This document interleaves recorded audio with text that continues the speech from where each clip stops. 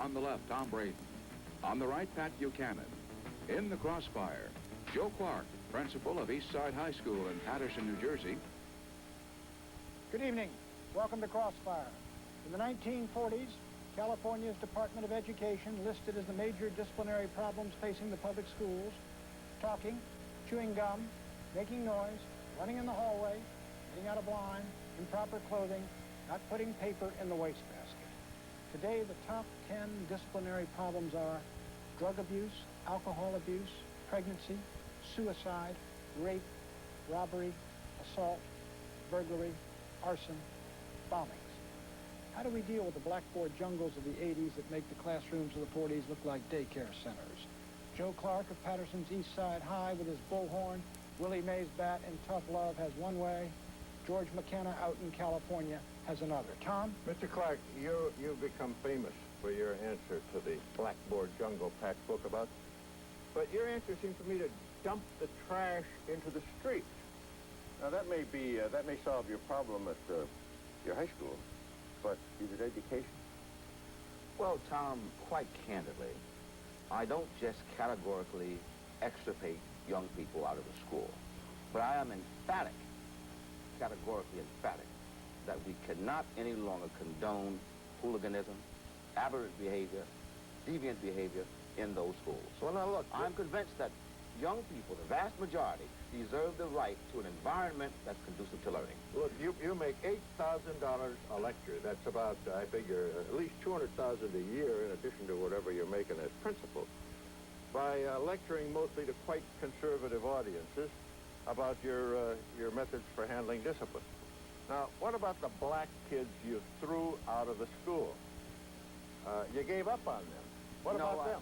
What's happened to them? I would never give up on any student, any young person. Well, you throw them out and number two, I think that your information that you alleged to about the $8,000 and the $200,000 might be a little askew. All right. Let's get back to the other issue. The individuals who were put out of school. First of all, Tom, you have to understand that these were young people who were 18, 19, 20 years of age, who were unproductive. We are not talking about children.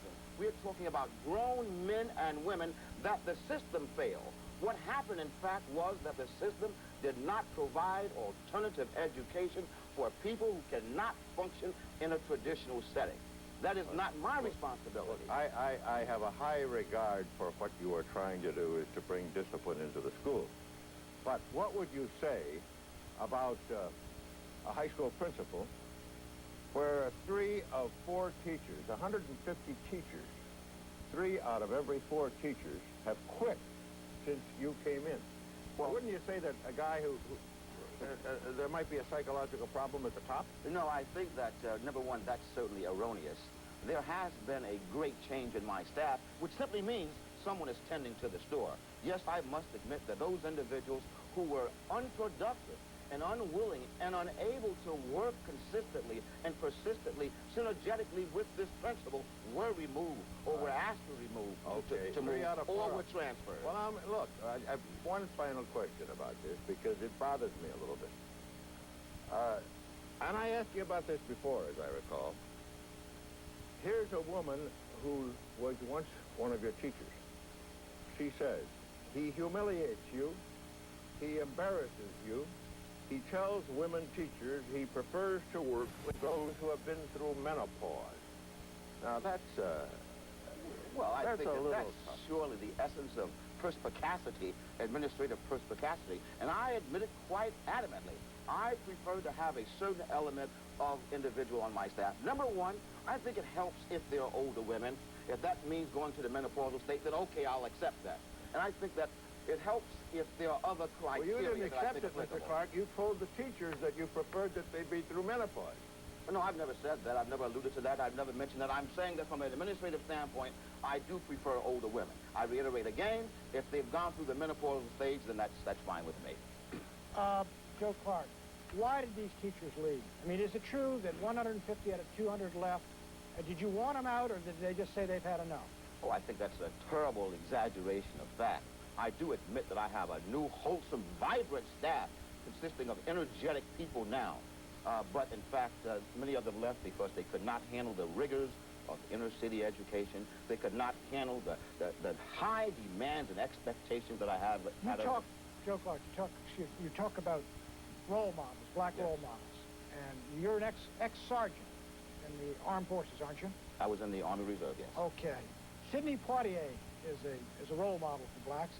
He would not play you in a movie. And the reason I believe he didn't want to support any fascist ideas or something like that. This is in a publication called Mother Jones. Is that true? Well, I don't know if there's any validity to that, but I do know that he made a grave error because the movie is awesomely appealing to every facet of this society. I admit that, and I must state it forthrightly, that I'm a benevolent dictator, and I don't have any qualms about saying that. I do believe You're saying a public high school can't be a democracy.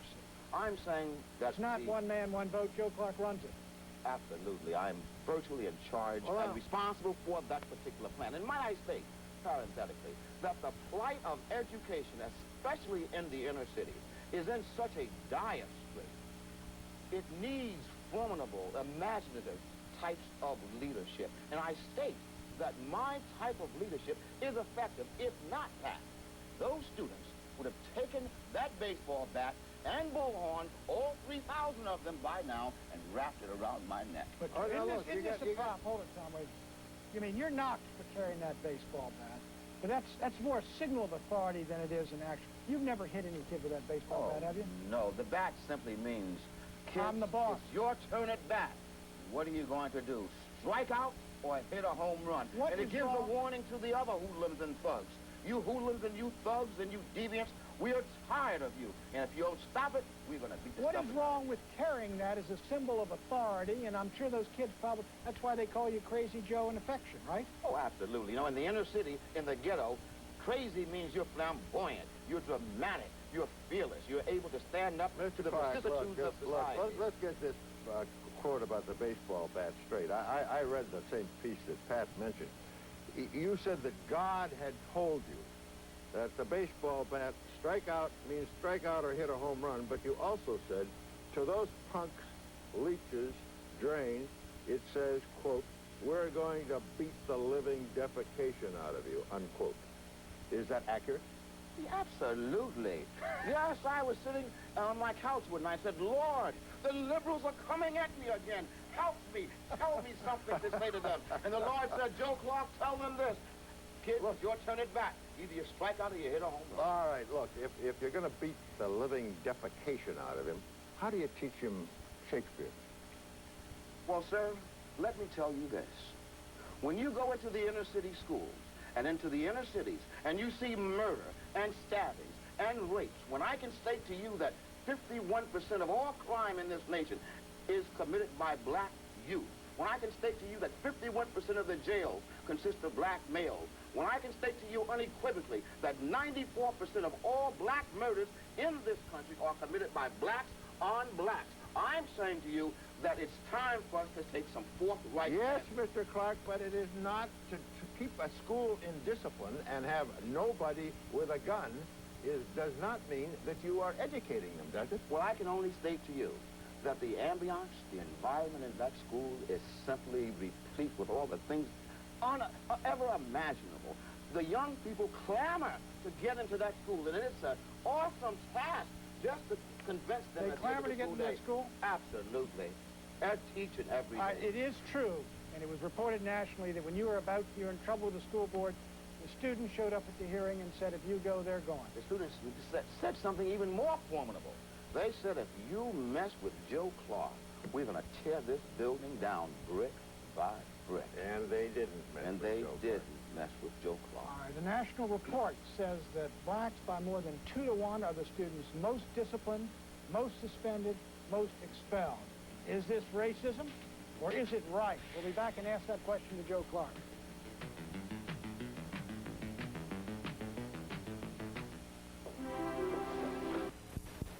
Welcome back to Crossfire. We're talking about education, or the utter lack of it, in the inner cities of America. Our guest out in California is George McKenna, who's superintendent of schools out there. We haven't gotten Mr. McKenna up. We're having satellite problems out of Los Angeles. Our guest here in in Washington, is Principal Joe Clark of the East Side High School in Paterson, New Jersey. Joe Clark, you saw that report that by 2 to 1, black kids are being disciplined, suspended, expelled more than white kids. In Ohio, it's 3 to 1. In the classes, the advanced classes where they get the kids speeding up, the bright kids, blacks are only in there 1/2, 1/3, 1/4 as much. Is this discrimination in the schools? Quite candidly, Pat, and I've carefully analyzed that report. And there is some veracity to the fact that there might be, in situations and in cases, some discriminatory practices. But by and large, I've found that black youth, especially the black male, have a basic propensity to get into situations that deviate from the norm. And I might state for the records that at my school, we have about 2,000 blacks, 1,000 Hispanics. Blacks are suspended, and justifiably so, at a much higher rate than the Hispanics, and specifically black American youth. What I'm saying is this: 20 years ago, blacks in this country were proud, and they were loud, and they were arrogant. They turned America inside out and refused to accept the discriminatory practices, sitting in the back of the bus, not being able to go in eating at What's lunchtime. happened? But today, they become violent. They become dangerous. They become volatile. And it's all inwardly directed. They're destroying one another, destroying their communities, destroying their families. Why is this? Is it because they're coming from broken homes Oh, now? no, sir. And let me state this. I was just in the airport in Washington, and a man came up to me and said, "Joe Clark, if it were not for black women, we would perish as a race."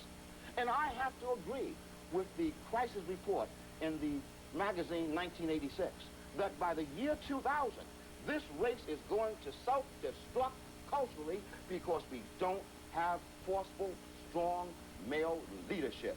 Black women in America have done the best, and they're awesomely strong, but they cannot any longer raise... Well, there's a question, Mr. Clark.